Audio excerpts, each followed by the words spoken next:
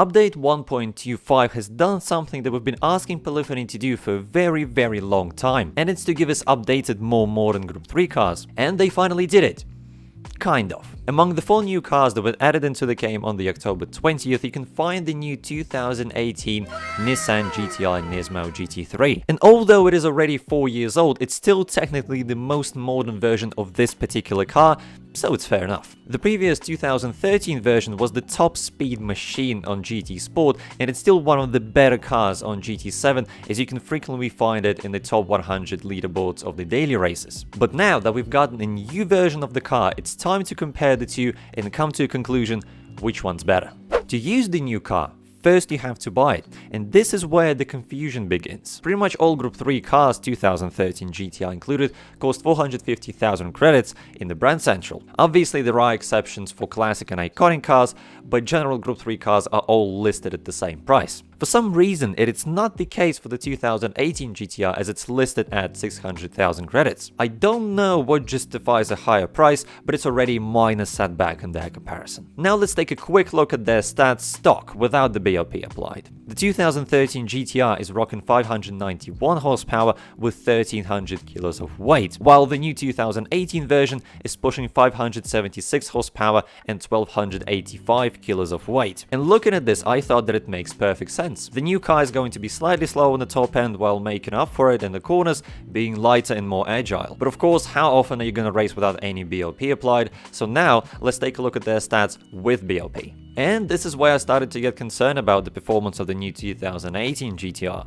BOP knocks its power down to 560 horsepower and increases the weight to 1320 kilos, while the 2013 version keeps its 591 horsepower and becomes slightly heavier at 1310 kilos. So after applying the BOP, the 2018 version of the GTR has less power and more weight than its predecessor. But it's fine. Doesn't always mean that it's going to directly affect the lap times, so let's test them at different tracks and see if it gets better for the 2018 GTR. It doesn't.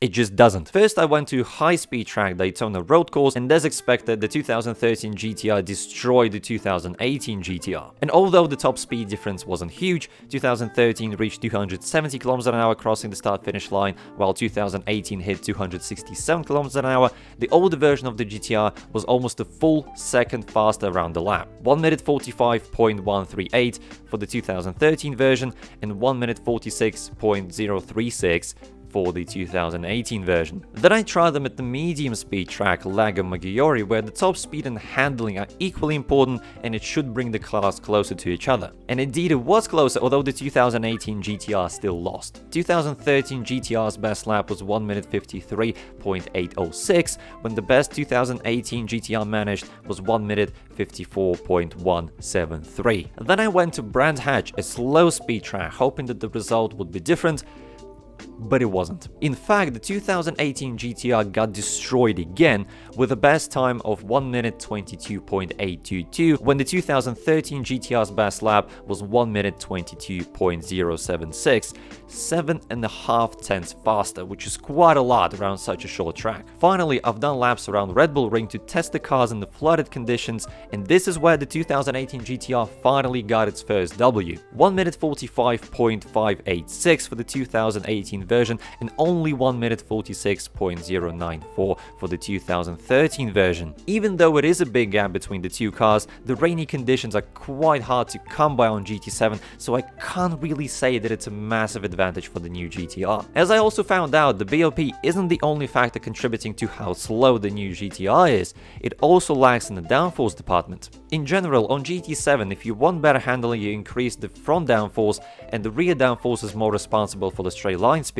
The 2013 GTR has the downforce levels of 440 and 560 on the front and the rear respectively, while the 2018 GTR has 430 on the front and 570 on the rear. So in addition to already having less power, more weight, it also lags on the front downforce and produces more drag with the rear downforce. One lap pace is great, but it's not everything that's important in the racing situation. So let's test the fuel consumption and the tire wear of the both cars to see if the 2018 GTR has any advantages. First, I've driven 6 laps around Daytona road course with the fuel consumption set to 4x. And to complete those 6 laps, the 2013 GTR used 57% of fuel compared to 55% of fuel used by the 2018 GTR. And yes, on paper it does add a point on the board for the 2018 GTR, but in reality it's hardly an advantage considering the lack of power and raw pace. Then to test the tire wear, I've done 6 laps around Lago Maggiore on the soft comparative tires with the tire wear rate set to 5x. And if you compare the wear on both cars at the end of the stint, you can see that they're pretty much identical with maybe ever so slightly better wear